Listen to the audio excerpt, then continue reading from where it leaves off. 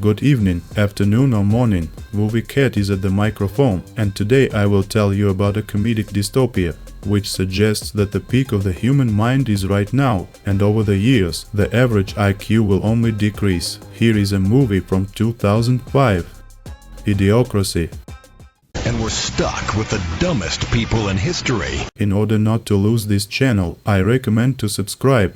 In the science fiction books of the past, the main idea was that a human would become smarter in every century. After the 21st century, he will invent flying cars, flights between galaxies and even a time machine. But that did not happen. People with a high IQ began to reproduce carefully, thinking through everything to the smallest detail. And when such people had one child, people with low IQ already had 10 children, and the older ones already had their own children. In this way, most people became stupid, and with each generation this problem worsened. In 2005, the US Army decides to conduct an experiment to freeze a person for a period of 1 year. For the purity of the experiment, they need two ordinary, non-unique, unremarkable people. They choose an army librarian named Joe, who is simply ordered by the army to take part in an experiment. Rita, a prostitute, is invited into the experiment by bribery and a promise to drop all criminal charges. Both of them are placed in special sarcophaguses. Tubes with drugs are connected to their bodies and they are closed for 1 year. A few months later, the officer in charge of this secret experiment is arrested on corruption charges, and his project is simply forgotten about. After a while, an unnecessary military base is demolished and sarcophaguses with people remain lying in a pile of garbage, and then a landfill is born at this place. Over the next centuries, smart people become less and less. No one is fighting this problem, and a few scientists who remain are solving the problems of hair loss and weak erections.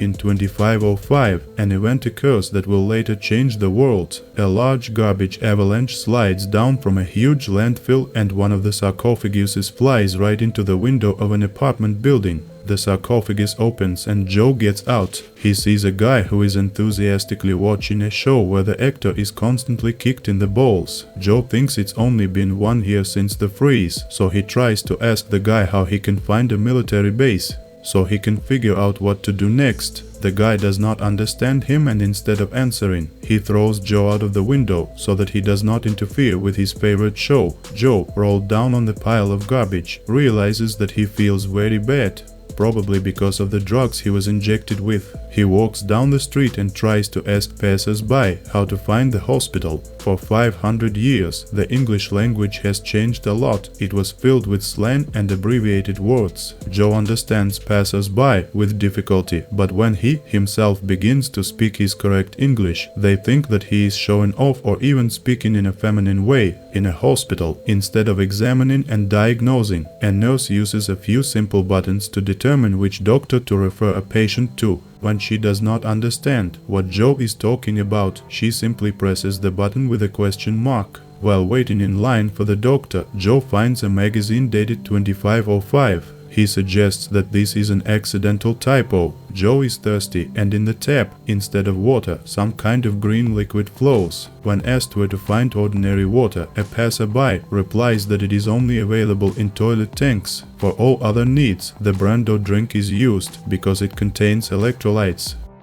The doctor doesn't even think about treating Joe. Instead, he just laughs at the patient's way of speaking and writes him a bill to pay off with a tattoo. The bill also lists the year 2505. Horrified, Joe rushes to the window and sees an absolutely destroyed city, filled with garbage, where the last skyscrapers did not fall, only because they were tied to each other with ropes. The doctor is also horrified, but because the patient does not have a tattoo, like all the other residents. Calling Joe unscannable, the doctor presses the panic button. Joe runs and hides from the police at the cinema. There on the screen they show all 90 minutes only someone's ass. From a neighbor, Joe learns that this film won 8 Oscars, including the one for Best Screenplay. That night, the police arrest Joe, put him in a cage and take him to court. The prosecutor, in slang English, accuses Joe of not having a tattoo to scan and of not paying the doctor's bill. The lawyer turns out to be a guy named Frito, the same guy Joe met while watching the show.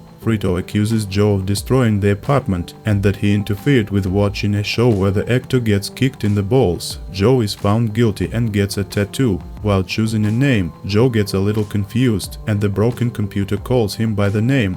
Not sure. Meanwhile, Rita gets out of her sarcophagus. She immediately notices that the people around are so stupid that she can trick them into taking money from them and not providing services. Before being sent to prison, Joe takes an elementary IQ test with questions, as if for first graders. Joe is brought to the prison and there he decides to check how stupid the guards are. He tells one of them that he should be released today and the guard opens the door for him. So Joe makes the most ingenious escape in history. He has nowhere to go, so he heads to Frito's apartment. Joe suggests that if in his time scientists were already close to inventing a time machine, then in 2505 it may well already exist. Frito confirms that a mole has a time machine, but it's very expensive to use. Joe promises that when he returns to his own time, he will put the money in the bank in Frito's name and a huge amount will accumulate over 500 years. They go to look for a time machine and on the way they meet Rita, to whom Joe tries to explain that they spent not 1 year, but 5 centuries in sarcophaguses.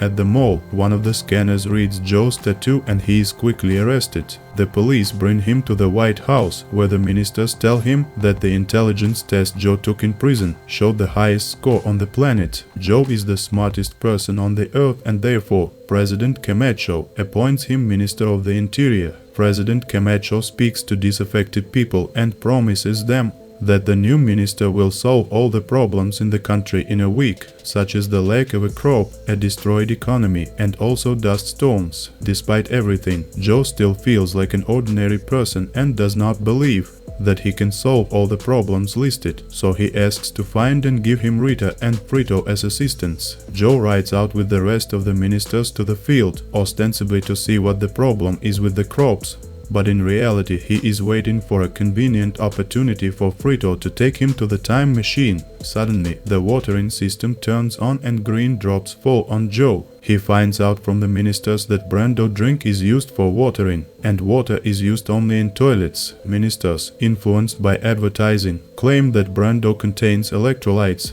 and this is exactly what plants need. According to their logic, if plants needed water, then they would grow in toilets. After many hours of useless arguing, Joe simply claims that he can talk to the plants and they told him they need water. Joe didn't know it, but everyone's favorite electrolytes were salts that had accumulated over decades. They killed plants and created dust storms. At night, in one of the rooms in the White House, Joe and Rita discuss that it is a very strange feeling to be smarter than everyone. In the morning, suddenly a brick flies through the window. If he had been given more time, Joe's plan would have worked. But when Brando's stock dropped to zero, leaving half the population out of work, stupid angry mobs took to the streets. They began to riot, rob and demand Joe's head.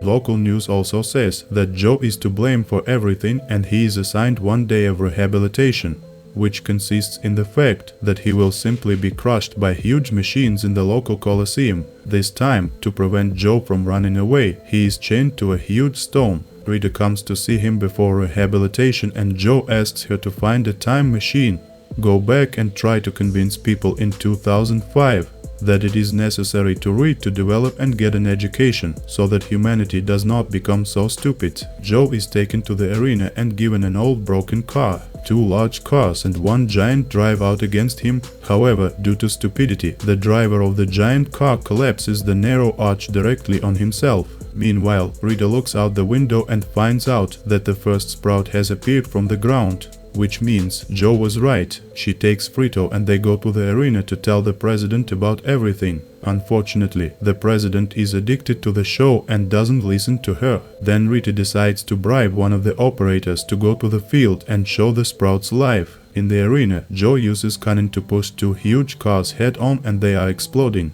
However, a driver with a flamethrower in his hands gets out from the 3rd car and slowly, to the delight of the audience, chases Joe around the arena. Suddenly, fields appear on all screens where crops began to grow, and at the last moment, When the executioner is about to set fire to Joe, President Camacho jumps into the arena and pushes the executioner. The president says that Joe got a pardon. At the party, Camacho appoints Joe as his vice president, and the ministers list issues that still need to be solved, such as the broken nuclear reactor or huge garbage dumps. Joe understands that he cannot leave these people, and he says out loud that he will not go to the time machine. One of the ministers nods approvingly and replies that the time machine, a suck attraction anyway, it's just a chair that begins its journey in a room dedicated to the Second World War that Charlie Chaplin began, and then the chair moves on through the centuries. Some time later, Camacho retires and Joe becomes the new president. He speaks the voters' language and promises them that the time will come when people will read, write and invent with cool things. Later, Joe and Rita have 3 of the smartest kids in the world. Vice President Frito has 8 wives and 32 children, the dumbest 32 kids on the planet. Thank you for watching. Write in the comments what would be the first thing you would do if you were in such a world. Also put your fingers up and subscribe to the channel.